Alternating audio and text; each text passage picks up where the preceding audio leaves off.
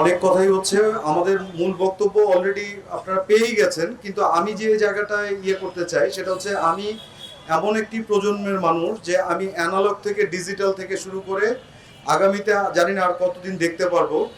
এখন যে মাইকে আমি কথা বলছি, এই মাইক নিয়ে আমার নিজের প্রত্যক্ষ একটা অভিজ্ঞতা আছে। আমরা গ্রামে একটা মসজিদে যখন মাইক দিতে গেলাম, তখন ওই মসজিদের যারা ছিলেন কমিটিতে তারা মাইক নিচ্ছিলেন না। কারণ কি, মাইক দিয়ে আজান দেওয়া জায়েজ না। সেই সময়ের কথা বলছি, এটা 1992 সালের কথা বলছি। কিন্তু মজার ব্যাপার হচ্ছে হলো, এখন মসজিদে মসজিদে এবং মসজিদ থেকে রাস্তার মাঝখানে আমরা মাইক নিয়ে আজান দিচ্ছি। এই যে বিবর্তন, চিন্তার বিবর্তন, যে আমার আজানের বিষয়টা আমার মুসল্লি পর্যন্ত পৌঁছাইতে গেলে আমার মাইক দরকার হবে, তৎকালীন সময়ের যে মানুষগুলো ছিল তারা বুঝতে পারেন নাই, কিন্তু আজকে তো বুঝতে পারছে। তাহলে এই যে চিন্তার বিবর্তন, এই চিন্তার বিবর্তনের ভিতর দিয়ে আজকে যারা জেগে আছে, যারা বাধা দিচ্ছে, তাদেরকে এতটাই নির্বোধ ভাবার কোনো কারণ নাই। তারা জানে তারা যে বিষয়ের উপরে বাধা দিচ্ছে তাতে তাদের কোনো বেজ নাই। তারা সাধারণত কোনো আলোচনার ভিতরে আসতে চায় না। তারা শুধু মত দেখাতে চায়, গায়ের জোর দেখাতে চায়, আমাদের পিছনে কতজন লোক আছে তাই দেখাতে চায়। তো এগুলো দেখিয়ে আপনার অযৌক্তিক একটা জিনিসকে যৌক্তিক বানানো যদি সম্ভব হয়, তাহলে আমরা রাষ্ট্র হিসেবে বাংলাদেশকে একটি ব্যর্থ রাষ্ট্র হিসেবে দেখব।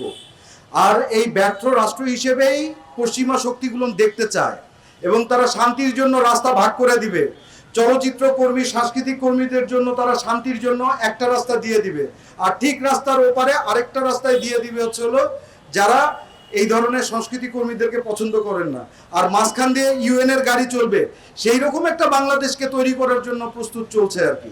এইখানে আমাদের পক্ষ থেকে যেমন আমাদেরকে হয়তো বলা হয় এনারা জ্ঞান পাপী, ওদের পক্ষ থেকে ওনাদেরকে নাদান ভাবার কোনো কারণ নাই।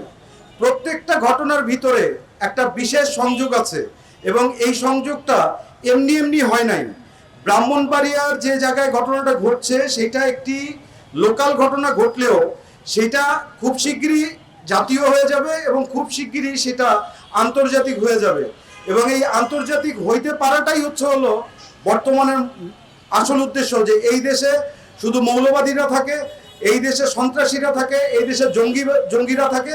অতএব এই দেশে আজকে যে সরকার শান্তি স্থাপনের নামে চলচ্চিত্র প্রদর্শনী বন্ধ করছে, তখন আমাদের শান্তি স্থাপনের নামে জাতিসংঘ এবং আমাদের মহামান্য আমেরিকা এসে আমাদের এইখানে আমাদের শান্তি স্থাপন করবে।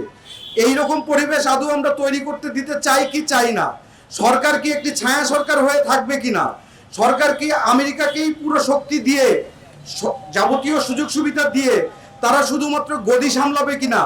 এইটা আমাদের এখন ডিসিশনের বিষয় নয়, এটা এখন সরকারের ডিসিশনের বিষয়, যে সরকার সুস্থ সংস্কৃতি চর্চা করতে দিবে, নাকি শান্তির নামে আমেরিকাকে ওয়েলকাম জানাবে, নাকি শান্তির নামে বাংলাদেশকে একটি জঙ্গি রাষ্ট্র হিসেবে প্রতিষ্ঠিত করবে।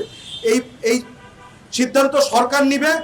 আমরা চাই সরকার তাড়াতাড়ি সেই জবাব আমাদেরকে দিক। ধন্যবাদ।